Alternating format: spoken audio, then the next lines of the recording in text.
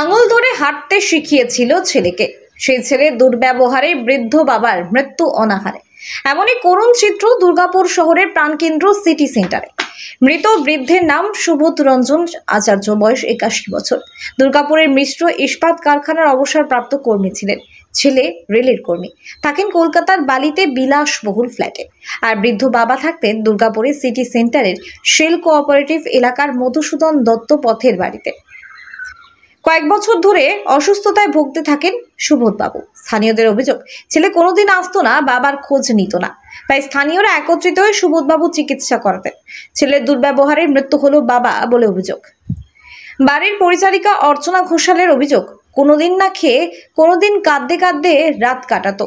কিছুদিন ধরে বাড়িতে অসুস্থ ছিল, হাসপাতালে নিয়ে যাওয়া হয়েছিল, কিন্তু চিকিৎসকরা বাড়িতে নিয়ে যাবার পরামর্শ দিয়েছিল। বাড়িতে নিয়ে আসার পরেও বারান্দাতে শুয়ে থাকতো, সেজন্যই লক্ষণ রেখার গণ্ডি দিয়েছিলাম। ছেলেকে একাধিকবার খবর দেওয়া হয়েছিল, কিন্তু কোনো গুরুত্ব দিত না সে। শনিবার রাতেও ছেলেকে ফোন করা হয়েছিল, কিন্তু তারপরেও কোনো কর্ণপাত করেনি।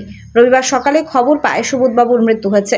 এই খবর পেয়ে পৌঁছায় দুর্গাপুর থানার পুলিশ মৃতদেহ উদ্ধার করে ময়না তদন্তের জন্য দুর্গাপুর মহকুমা হাসপাতালে পাঠায়। পশ্চিম বর্ধমানের দুর্গাপুর থেকে নিমাই দাসের রিপোর্ট, বাংলা এনটিভি। কার দেহ উদ্ধার হয়েছে? এখানে স্থানীয় একজন নাগরিক, অ্যালো স্টিলে কাজ করতেন, বয়স প্রায় 80-র ঊর্ধ্বে।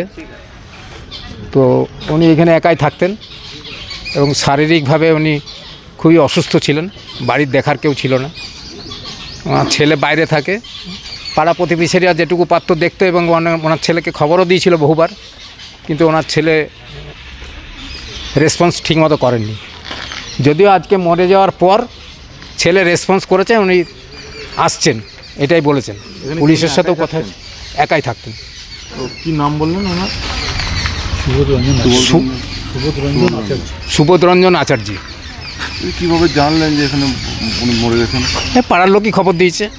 পাড়ার লোক দেখেছে, গেটটা খোলাই থাকে তো সব সময়। পাড়ার লোক দেখে, মাঝে মাঝে খবর নেয়, দেখে। সেই হিসেবে কাল অবধি, সন্ধ্যা অবধি দেখেছে। তারপর আজকে সকালে হঠাৎ দেখছে যে উনি ওখানে পড়ে আছেন ওইভাবে। তখন দেখতে গিয়ে দেখে যে মনে হচ্ছে মারা গেছে আন্দাজে। কী কারণে মরল বলে মনে হচ্ছে? চিকিৎসার অভাবে,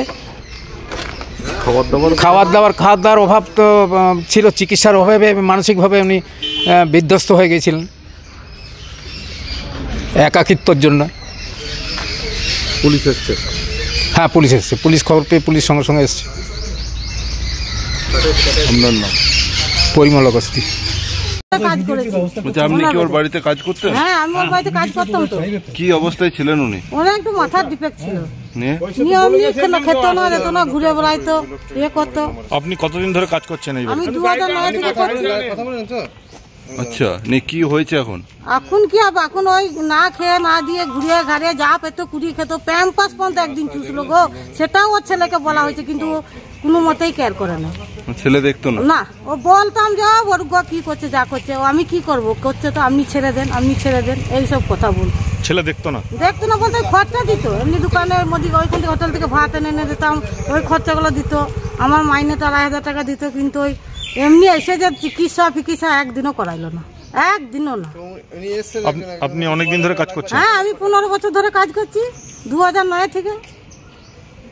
মানে যত্ন করার কেউ ছিল না? আমি তো ঠিকা কাজ করতাম করে ধরে, তখন ভালো ছিল, রান্না টান্না করে দিয়ে চলে যেতাম। আর যখন লকডাউন হলো তখন থেকে আমি এক বেলাই করতাম। ওই রাতে ছাতু মাতু মেখে দিয়ে যেতাম, খেতে থাকতো, একাই থাকতো। আজকে কি দেখলেন? আজকে সব দেখেছেন। আমি তো অন্য বাড়ি রান্না করতে চলে গেছিলাম, তো আমার ছেলে বললো মা দাদুটা আমার আগেছে। তখনই এলাম, আর কোনো বাড়ি গেলাম না। 3-4 বাড়ি রান্না করি, বাইরে পড়ে আছে। হ্যাঁ, ওইখানেই থাকে। ওই 15 দিন ধরে ওইখানেই শুয়ে আছে, 15 দিন ধরে। একবার আমার ছেলে হসপিটালে নিয়ে গেল, ওখানে গিয়ে বাচ্চা কাচ্চা ওই ভালো ভালো পেশেন্টগুলোকেও কামড়িয়ে টামড়িয়ে দিচ্ছিল, নিয়ে বলছে তুমি নিয়ে যাও বাবা। এনে আবার ওখানে শোয়াই দিল, পেটটা পুড়িয়ে গেল রোদ্রে শুয়ে। দেখুন আমি পাউডার লাগিয়ে দিয়েছি, পিঁপড়ে লেগেছিল গায়ে, লক্ষণ রেখা দাগ দিয়ে মাঝে মাঝে এসে জল টল দিয়ে যেতাম। আর ওই হরলিক্স দেখুন আলমারিতে রাখা আছে, হরলিক্স বিস্কুট। ছেলেকে ফোন করেছিলেন? ছেলেকে যে ওই দোকানে বোধহয় 100 বার ফোন করে, যখন যেরকম অবস্থা হয় তখন।